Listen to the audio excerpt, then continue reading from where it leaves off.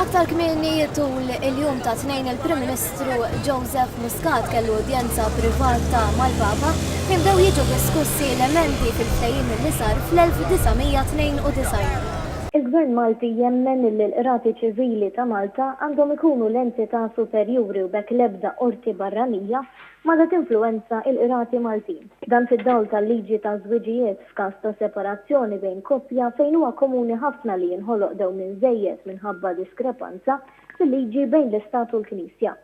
Għal dan il-Prim Ministru Joseph Muscat waqt li kien qed jindirizza konferenza tal-aħbarijiet quddiem il-Vatikan.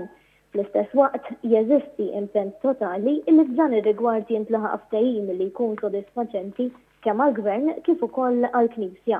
Naħseb kienu taħdidiet miftuħa ħafna fejn iż-żewġ naħat kellmu dwar dak li jaħsbu. Naħseb li kien hemm il-ftehim reċiproku illi t-trattat kif inhu mhuwiex sostenibbli aktar. Femuna minnaħa tas-Santa Sede u naħseb hemm ir-rieda illi jkun hemm dawn il-bidliet li dawn il-bidliet ma jdumux ħafna ma jsiru aħna li urejna illi l-punti tagħna huma dwar prinċipju kif ukoll dwar prattika biex il-sistema mhux sewwa li qorti Maltija tkun suġġetta għal qorti ta' pajjiż ieħor.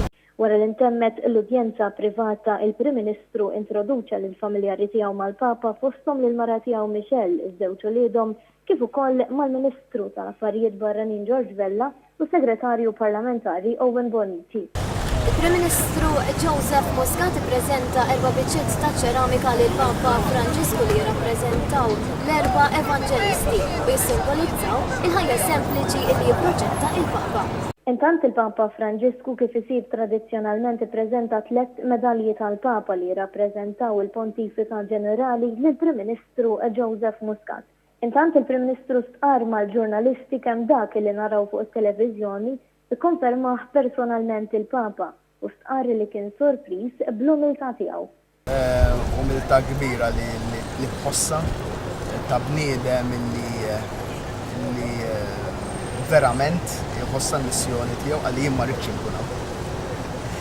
Naħseb dik biżżejjed minna nidisa bħala punt.